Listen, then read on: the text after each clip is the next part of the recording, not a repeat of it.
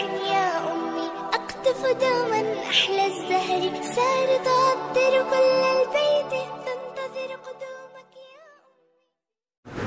داؤد علیہ السلام کی عبادت کیا تھی؟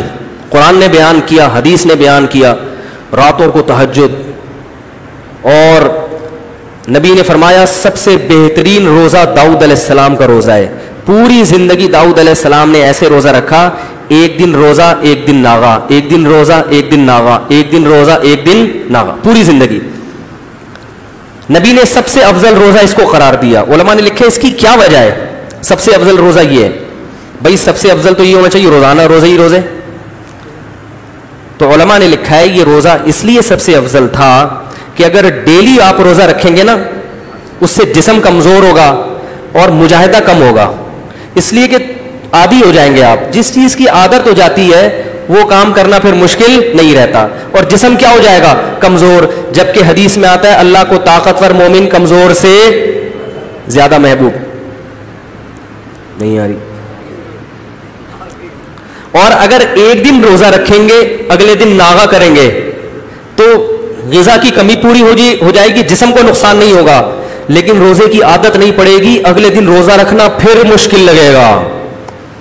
پھر جب روٹین پہ آئیں گے، ایک دن کھانا ٹائم پہ کھا رہے ہیں، پھر اگلے دن پھر نئے سرے سے مشکل، اب کل روزہ رکھنا ہے. کیونکہ ہم کنٹینیو رکھتے ہیں نا. ابھی دیکھو رمضان میں 2-4 دن تو تکلیف ہوگی، اس کے بعد بھول جائیں. ہم سمجھتے زندگی ایسے ہی ہے، روزہ ہی رکھنے ہیں، پتہ ہی نہیں چلتا 30 روزے مکمل ہو جاتے ہیں. عادت ہو جاتی ہے. تو عادت جب ہوتی ہے تو کام آسان ہوتا ہے. تو آسان بھی نہیں کرنا، روزہ کو مشکل بھی بنانا ہے، نفس کے خلاف نفس رگڑے اور جسم بھی سلامت رہے. تو ایسا روزہ سب سے بہترین روزہ ہے. تو داؤد علیہ السلام ایسی عبادت. پھر اللہ نے داؤد علیہ السلام کو 2 معجزے بھی عطا کر دیے. ایک خوبصورت آواز جس میں وہ زبور کی تلاوت. داؤد علیہ السلام پر اللہ نے کتاب بھی نازل کی، آسمانی کتاب جس کو زبور کہا جاتا ہے. ایسی خوبصورت تلاوت تھی کہ پرندے آپ کی تلاوت سننے کے لیے جمع ہو جایا کرتے تھے.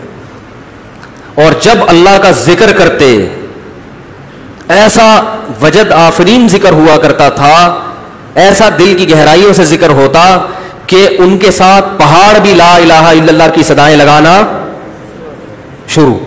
یا جبال اوبی معہ والطیر، اے پہاڑوں اور پرندوں تم بھی داؤد کے ساتھ اللہ کے ذکر میں شریک ہو جاؤ. جب لا الہ الا اللہ پڑھنا شروع کرتے، پہاڑوں سے بھی لا الہ الا اللہ کی اور پرندے بھی لا الہ الا اللہ کی صدائیں لگانا، کیا منظر ہوتا ہوگا، کیا عجیب منظر ہوتا ہو. اور داؤد علیہ السلام اپنے گھر والوں کو بھی تہجد کے لیے جگاتے.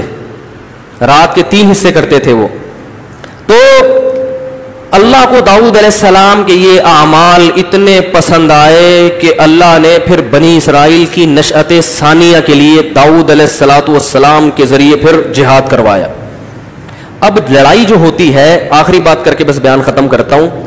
آپ کو پتا ہے جہاد میں جو لڑائی ہوتی ہے اس میں سب سے زیادہ استعمال پلاسٹک کا ہوتا ہے نا؟ بتاؤ. مٹی کا؟ بھائی لڑنے کے لیے سب سے زیادہ غبارے چاہیے، لوہے کا استعمال. لڑائی کے لیے ہمیشہ کیا استعمال ہوتا ہے؟ لوہا. تو اللہ تعالی نے داؤد علیہ السلام کو معجزے کے طور پر لوہے کو ان کے ہاتھ میں کیا کر دیا؟ نرم. کہ فیکٹری لگا کے زرہیں بناؤ گے، تلواریں بناؤ گے، ٹائم بہت لگے گا، کام بہت ہے، ٹھیک ہے نا؟ تو بس لوہے کو جدھر چاہو گے آپ کے ہاتھ میں مڑ جائے گا. اور اب اس سے کیا کرنا ہے؟ ڈھالیں بنانی ہے، تلواریں بنانی ہے. یہ بھی اللہ کہہ سکتے تھے داؤد علیہ السلام اب آپ عبادت میں لگے ہوئے ہیں تو لگے رہے، آپ ہیں تہجد میں لگے ہوئے ہیں، دعائیں مانگے، اب باقی کام کس سے ہوگا؟ دعاؤں سے. نا نا نا نا نا نا. اے داؤد قدر فی السرد، کڑیاں جوڑ کے جنگی ٹوپیاں بنائے، کیونکہ لڑنے کے لیے جنگی ٹوپیوں کی ضرورت، تاکہ تلوار یا تیر کا زخم سر پہ نہ آئے. ہمارے نبی نے بھی میدان جہاد میں لوہے کی ٹوپیاں پہنی ہے، لوہے کے خول. ترکی کے عجائب گھر میں ہم نے لوہے کے وہ خول دیکھے ہیں جو مجاہدین پہن کے لڑا کرتے تھے. ایسے بڑے بڑے خول جو ہے نا لوہے، پیغمبر وہ لوہے کا خول سر پہ رکھ کے جب گھوڑے کی پشت پہ سوار ہوتے ہوں گے اور لڑائی کے لیے تلوار ہاتھ میں لے کے میدان جہاد میں نکلتے ہوں گے، کیا خوبصورت منظر ہوتا ہوگا، آپ اندازہ لگاؤ. اور تمہیں تیرتا ہوا آدمی اچھا ہے. ٹھیک ہے, اسی پہ ہو گیا یار یہ کیا مول.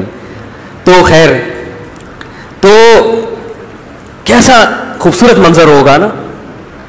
تو داؤد علیہ السلام نے یہ جنگی ٹوپیاں ایجاد کی ہیں کہ بھائی لڑائی میں ضرورت ہوتی ہے, تو وہ زرہیں, پورے پورے لوہے کے لباس. آج تو وہ لباس پہن کے بندہ چل ہی نہیں سکتا, یہ جو ڈبے کے دودھ کی پیداوار ہے نا, ٹھیک ہے نا, یہ ہیلمٹ نہیں پہن سکتے.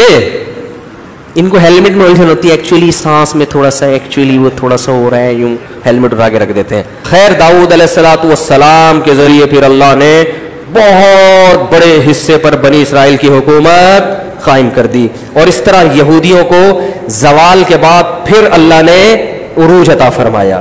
یہ بنی اسرائیل اور یہودیوں کی تاریخ ہے جو قرآن بھی ہمیں بیان کرتا ہے, اور خود یہودیوں کی کتابوں میں بھی یہ تاریخ موجود ہے.